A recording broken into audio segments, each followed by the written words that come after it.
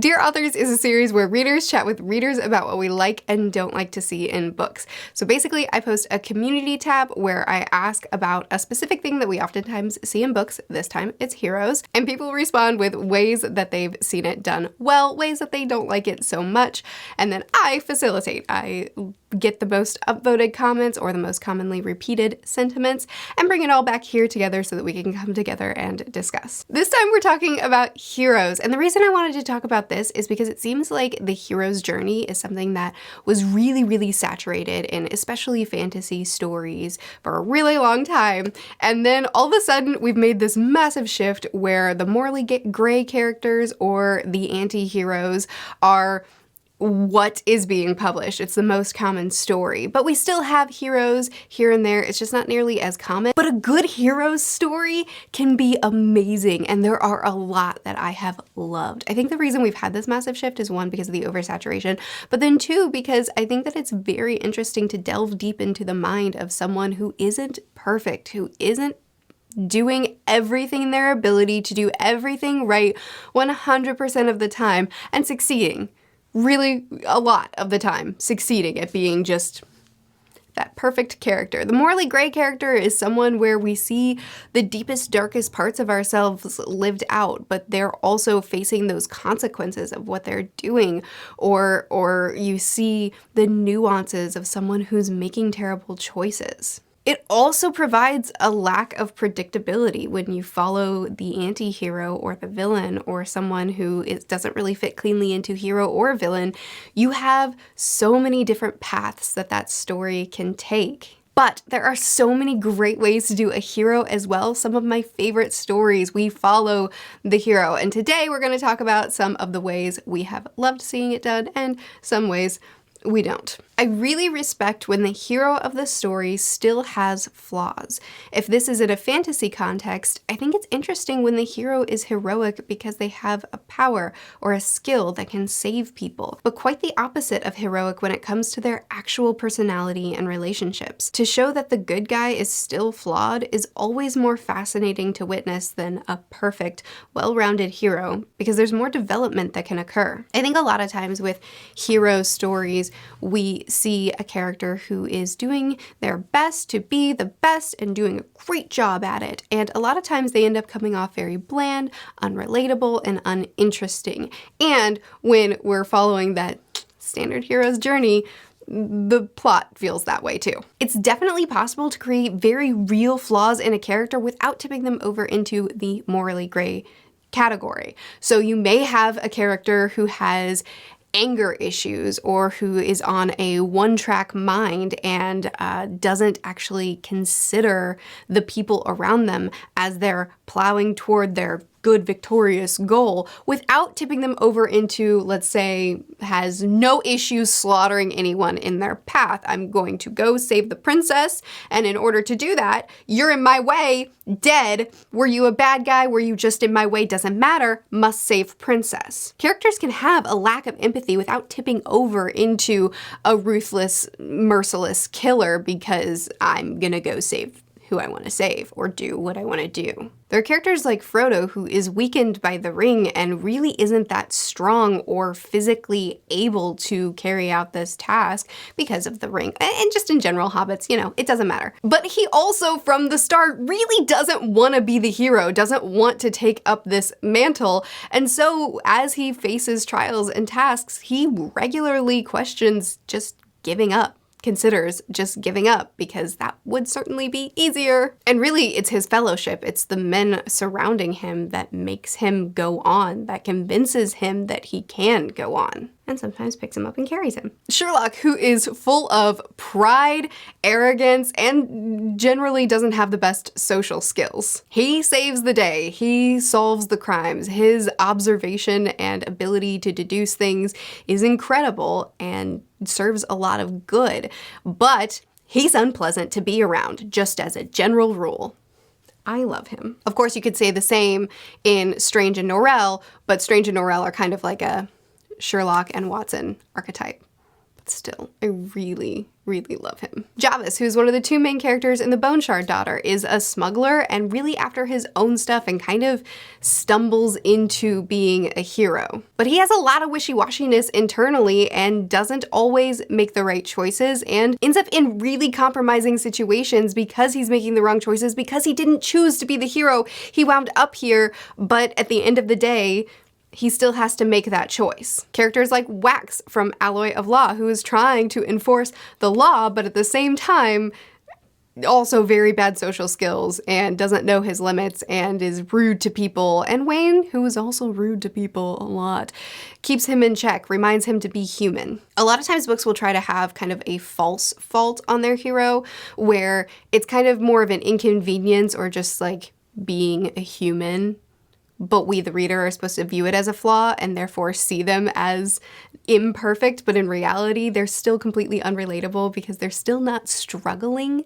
at all or exhibiting any real flaws. I think it's easy to be afraid of making a protagonist unlikable, but in reality, if no one dislikes your character, then probably nobody likes your character because that means they're boring. Every personality-filled main character has haters.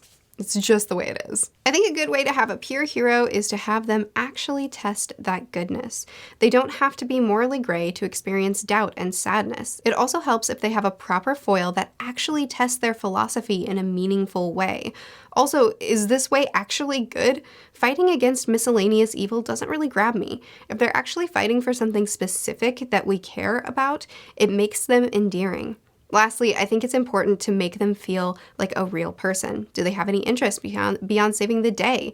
If not, they just feel like a plot device rather than a person. Really narrowing in on the beginning of that comment about how a hero should experience doubts and sadness, looking back at Frodo, where he's regularly kind of questioning if he's the one to do this or if he can make it or if he should go on.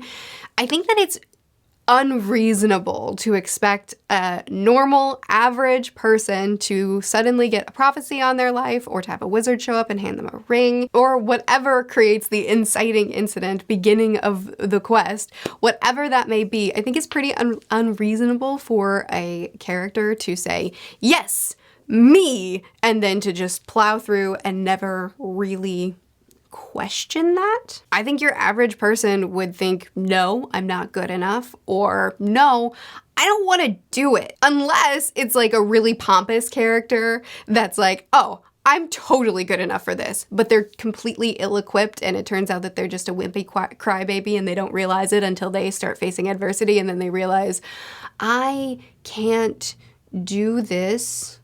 That would be pretty funny to read, actually. I'd love to follow someone who thinks that they're the bee's knees until they are knocked up the head a few times. That would be pretty funny. Anyway, that was a sidetrack.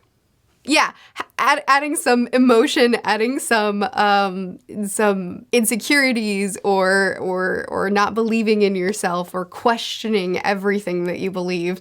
It makes a much more compelling character. And that can be done externally too. I mean, you have Rand from The Wheel of Time who at the start doesn't want to do it, but you know, he does his best, but really it's external things. Continues to grate on him and change him and shape the way his arc goes. I mean, I guess it's a lot of factors, but that's definitely one of the big ones, and it's definitely an external one that affects a lot. One of my favorite things to read in a story with a clearly defined hero is when they are pushed to their limit. Watching our hero get figuratively or literally beaten, bloodied, and tried makes it all the more satisfying when they do, usually, bounce back and win the fight. It's also a really great way to show just how dedicated they are to their cause if they're shown suffering punishment after punishment to accomplish it. So we've done a Dear Authors on emotion where we kind of talked about characters reacting to things happening to them.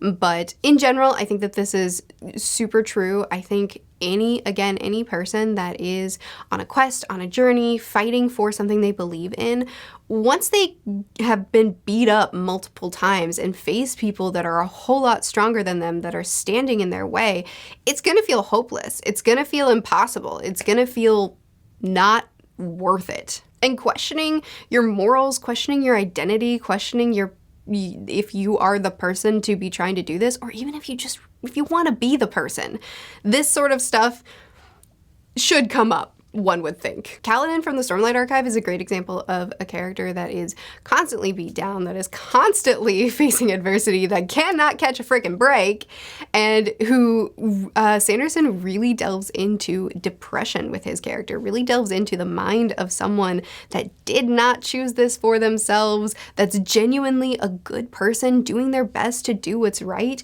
but can't stop getting beaten, and it affects him a lot. The ability to lean on other people's competence when they need it most.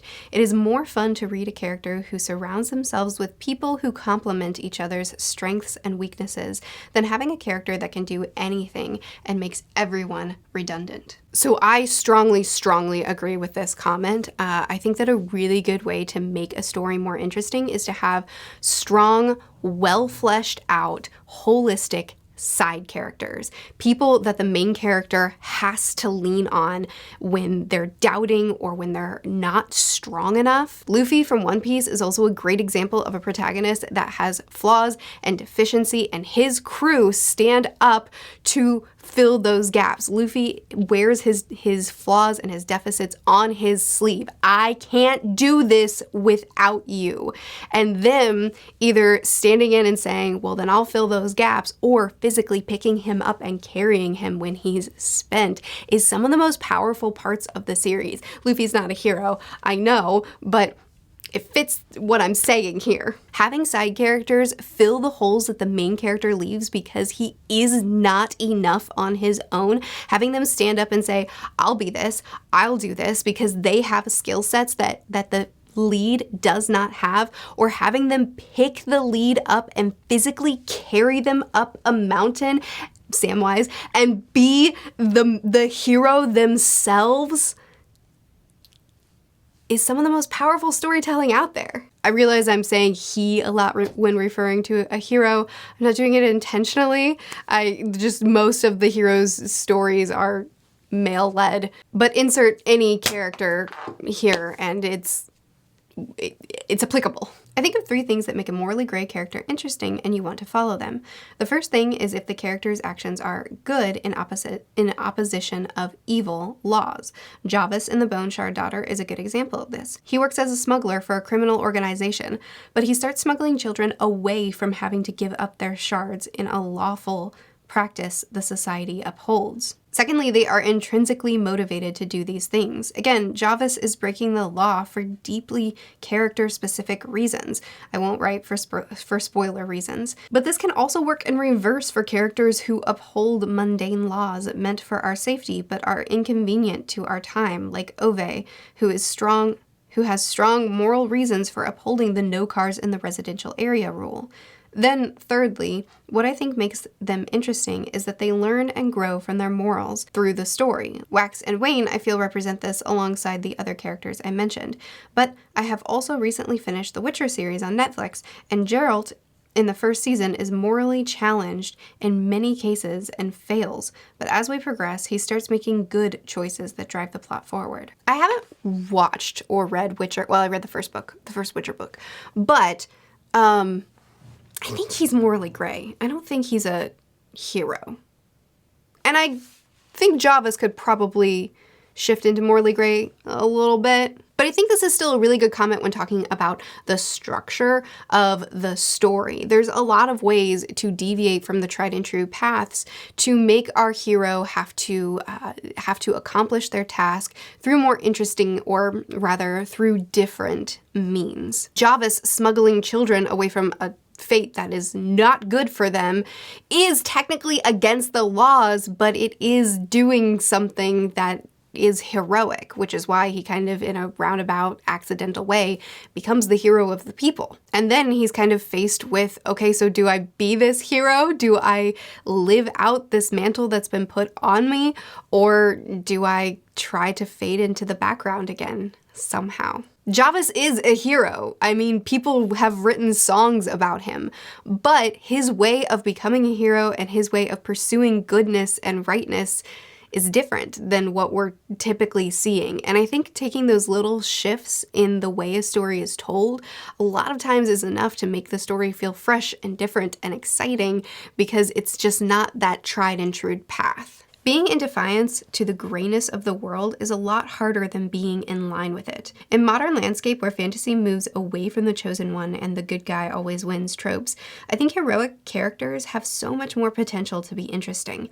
It is easy to make characters overly simplified or without room to develop, but a character who tries to preserve their morals while the world tries to rip it away is a challenge in itself. I think Captain America's story in the MCU is a wonderful example for this. I think this is a great comment because, one, I think it's absolutely true that maintaining morality in a world that tries to rip it away from you is a far more interesting story to tell. It's actually really interesting for a character to get beat down and face opponent and face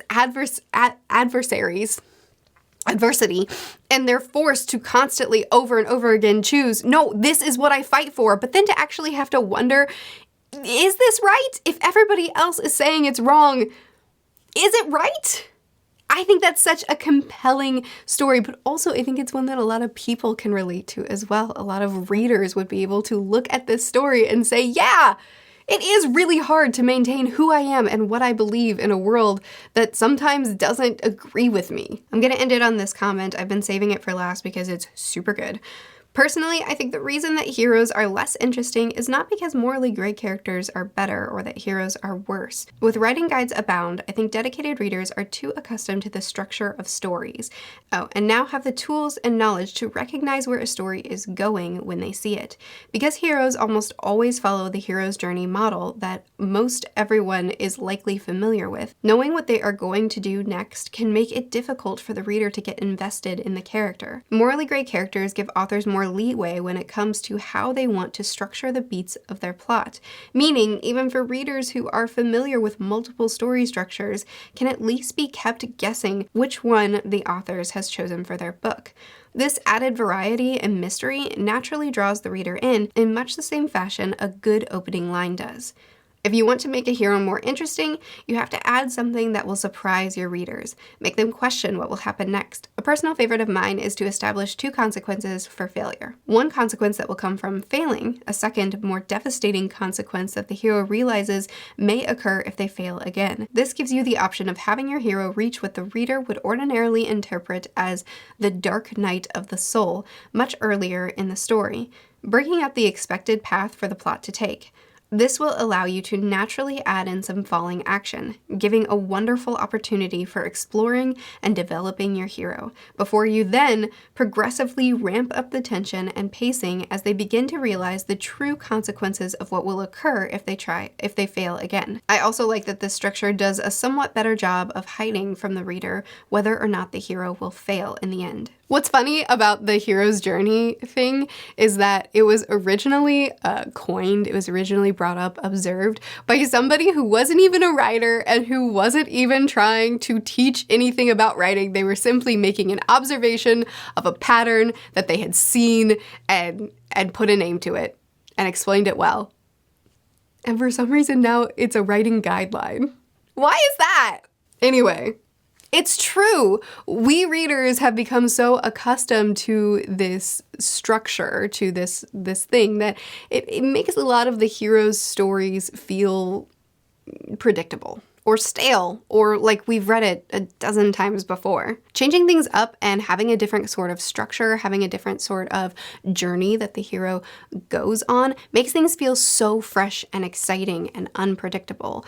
Plus, having a hero that isn't kind of an insert self protagonist. But my point is, I think the thing that makes these stories feel stale is when they follow the same path and when the protagonists follow the same protagonist outline of just doing their best to do the best. And there's really not a lot about them that's interesting. Giving them genuine flaws, giving them genuine failings, giving them genuine, I can't do this on my own. I am incapable by myself.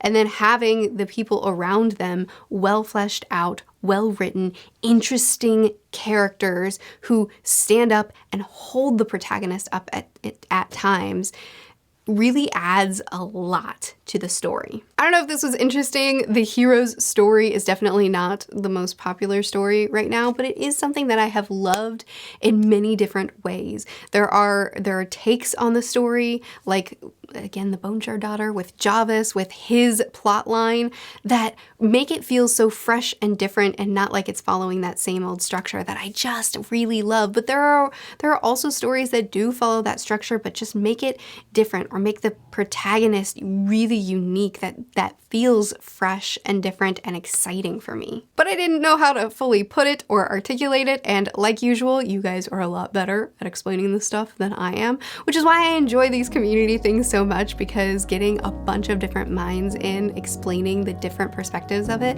really it's fun. Anyway, I hope you enjoyed this. There were a lot more comments on that post than the ones that I read, obviously, so go check out that post if you feel like it, and continue chatting with me about it in the comments as well. I post videos every Tuesday through Friday. I'll see you again soon.